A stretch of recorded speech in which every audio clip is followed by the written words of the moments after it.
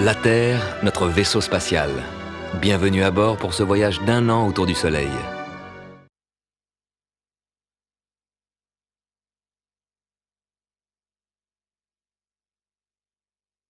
Nous sommes ici et nous atteindrons la station Equinox dans un peu plus de 2 semaines. Quand la Lune rejoint l'axe Terre-Soleil, c'est la nouvelle Lune. Et 2 fois par an, cet alignement peut provoquer une éclipse solaire. La Lune a une ombre qui se projette dans l'espace et qui chaque mois passe au ras de la Terre, juste au-dessus ou en dessous. L'ombre de la Lune ne touche pas la Terre, car la Lune tourne sur une orbite légèrement inclinée par rapport à l'orbite de la Terre. L'ombre de la Lune passe donc au-dessus ou en dessous de la Terre. Mais 2 fois par an, la Lune arrive à une position qui permet un alignement parfait Soleil, Lune, Terre. L'ombre de la Lune frappe la Terre, cache le Soleil, c'est l'éclipse solaire. En pleine journée, on peut voir les étoiles et les planètes. Pour que l'ombre de la Lune tombe pile sur la Terre, il faut que la Lune se place exactement dans l'axe Terre-Soleil. La Lune doit passer au point qu'on appelle le nœud, ni trop tôt, ni trop tard. Si la Lune est légèrement en retard, elle ne couvre le Soleil que partiellement. C'est une éclipse partielle. L'ombre de la Lune ne fait que frôler le pôle sud de la Terre. Et tout ça peut se produire vers minuit, donc visible seulement aux antipodes, en Australie. Heureusement, vous pouvez la voir ici. C'est une éclipse totale qui a permis de vérifier la célèbre théorie de la relativité d'Albert Einstein. En réfléchissant sur l'univers, Einstein a conclu qu'un corps aussi massif que le Soleil creuse comme un trou dans l'espace-temps. Et ce trou devrait, théoriquement, dévier la lumière. Comme au golf, où le trou dévie la balle. Lors d'une éclipse totale en 1919, l'étoile Taurus Beta se trouvait presque dans le même axe que le Soleil, un peu à droite, mais bien entendu infiniment plus loin. On attendait l'étoile ici, mais elle apparaissait là, décalée du Soleil.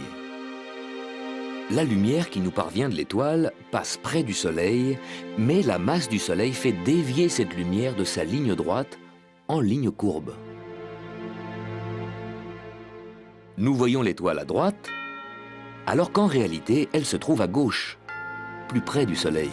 L'énorme masse du Soleil fait effectivement dévier la lumière.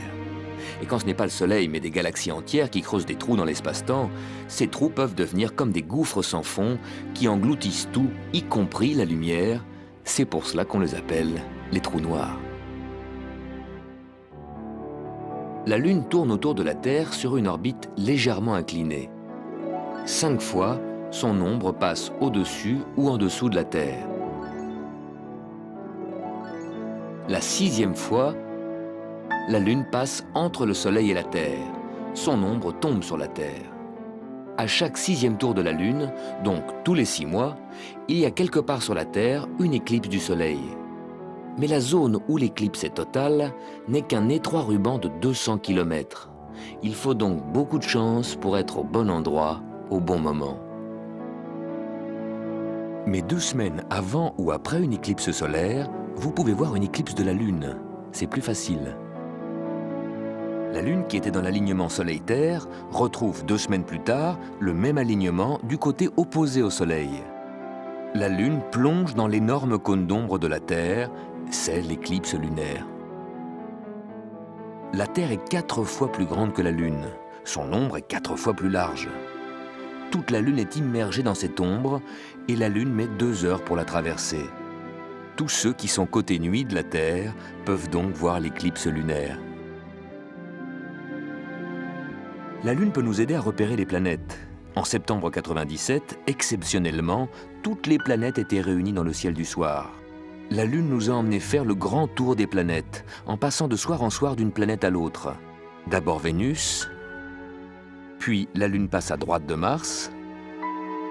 Le lendemain, elle dépasse Mars. Un jour plus tard, grossie en demi-lune, elle passe au-dessous de Pluton. invisible sans télescope, mais que nous vous montrerons ici. Puis la Lune passe dans l'axe de Neptune et Uranus, pour arriver 2 jours avant la pleine Lune à sa conjonction avec Jupiter. Durant ces 10 jours, la Lune parcourt le tiers de son orbite autour de la Terre.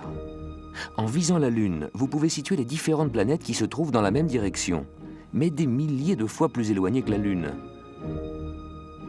Vénus, Mars, Pluton, Neptune, Uranus, Jupiter, et 4 jours plus tard, Saturne.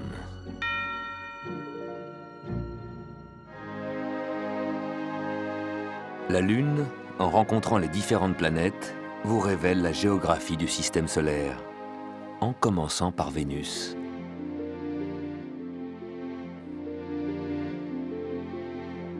Vénus est notre voisine la plus proche, la planète qui tous les ans se rapproche le plus de nous, à 40 millions de kilomètres, le quart seulement de la distance Terre-Soleil.